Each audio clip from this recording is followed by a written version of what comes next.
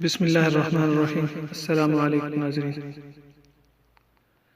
ناظرین، عافیہ صدیقی کی رہائی کی خبریں کچھ دنوں سے پرنٹ اور الیکٹرانک میڈیا پر بہت گرم تھیں، اور پاکستانی بالخصوص جبکہ مسلم کمیونٹی پوری دنیا میں اس خبر سے بہت خوش تھی، بلکہ 16 مارچ کی تاریخ تک عافیہ صدیقی کی رہائی کا شیڈیول تھا، لیکن 16 مارچ کا بے چینی سے انتظار کرنے والی پاکستانی قوم اور مسلمانوں کے شکوک و شبہات میں ایک مرتبہ پھر اضافہ ہوا جب 16 مارچ کو عافیہ صدیقی پاکستان نہ پہنچ سکی۔ لیکن ہم اللہ کی رحمت سے اور اپنے پروردگار کے فضل سے نا امید نہیں ہیں۔ انشاءاللہ عافیہ صدیقی رہا ہوں گی اور اپنے وطن واپس آ جائیں گے۔ تاخیر ہو سکتی ہے، جس کی وجہ سے پوری پاکستانی قوم اور مسلم پوری دنیا میں افسردہ ہیں، لیکن ہم مسلمان اللہ کی قدرت اور فضل سے مایوس نہیں۔ کیا 16 مارچ کو عافیہ صدیقی کے پاکستان پہنچنے کی خبروں میں کوئی صداقت تھی یا محض یہ افواہ تھی؟ عافیہ صدیقی کی رہائی سے متعلق جو نئی اطلاعات اور خبریں آ رہی ہیں، ان میں اس بات کی طرف اشارہ ہے کہ عافیہ صدیقی کی رہائی میں کچھ قانونی رکاوٹیں ہیں، جبکہ سوشل میڈیا پر بھی صارفین عافیہ صدیقی کے معاملے کو لے کر بہت پریشان اور غمزدہ ہیں، جبکہ پاکستان کے دفتر خارجہ سے بھی پاکستانیوں کو کوئی حوصلہ افزا معلومات نہیں مل رہی۔ قوم صدمے کی حالت میں ہے اور ٹی وی ٹاک شوز میں عافیہ صدیقی کی رہائی کو لے کر کافی ڈسکس ہو رہا ہے۔ بے نتیجہ سی باتیں ہیں، قوم مخمصے کا شکار ہے اور پریشان بھی ہے۔ اگر اس معاملے سے متعلق گزشتہ حکومت کی کارکردگی کو دیکھا جائے تو پچھلے 10 سالوں میں فارن آفس نے عافیہ صدیقی کا چیپٹر بند کر دیا تھا۔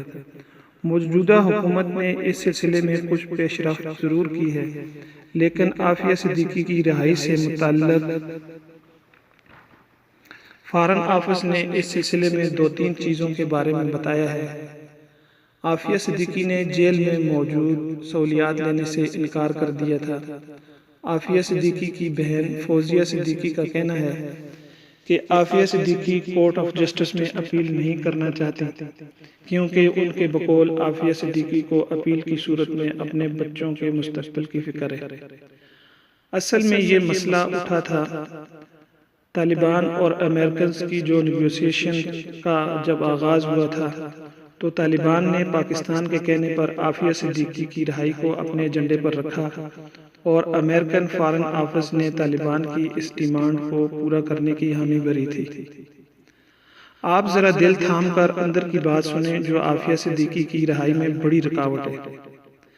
ناظرین، اللہ نے یہود و نصارہ کو مسلمانوں کا کھلا دشمن اور منافق ڈکلیئر کیا ہے، اس لیے ان سے کسی خیر کی بہت زیادہ توقع کرنا سنگین غلطی ہے۔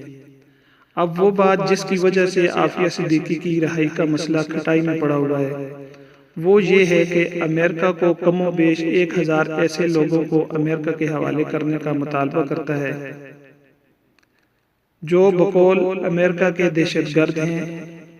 ناظرین، یہ وہ مجاہدین ہیں اور مسلم کمانڈرز ہیں جنہوں نے افغانستان میں امریکہ کو دھول چٹائی ہوئی ہے، جبکہ امریکہ ان مجاہدین کو بین الاقوامی دہشت گرد کہتا ہے اور طالبان ان کو اپنا ہیرو مانتے ہیں۔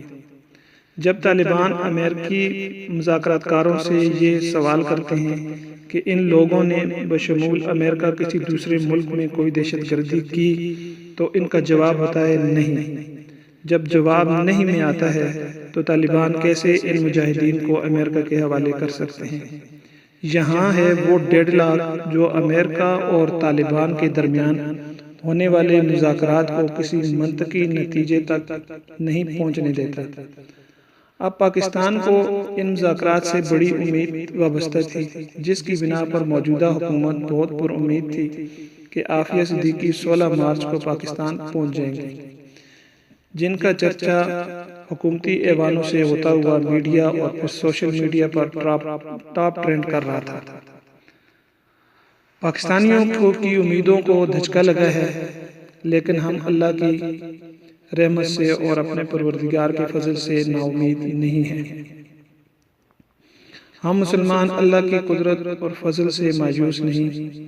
میری اپنے تمام دیکھنے والوں سے ہاتھ جوڑ کر یہ درخواست ہے کہ ساری امت کے لیے اور عافیہ صدیقی کے لیے خصوصی دعا کریں کہ اللہ عافیہ صدیقی کو صہیونی قید و بند کی صحبتوں سے آزاد کرے اور عافیہ کو اپنے اہل و عیال کے ساتھ زندگی گزارنے کا موقع ملے۔ اپنی دعاؤں میں اپنے اس بھائی کو ضرور یاد رکھیں، چینل کو سبسکرائب کریں اور ویڈیو کو اپنے دوستوں کے ساتھ ضرور شیئر کریں۔ مزید ایسی ویڈیوز تک رسائی کے لیے بیل آئیکن کو پریس کر دیں۔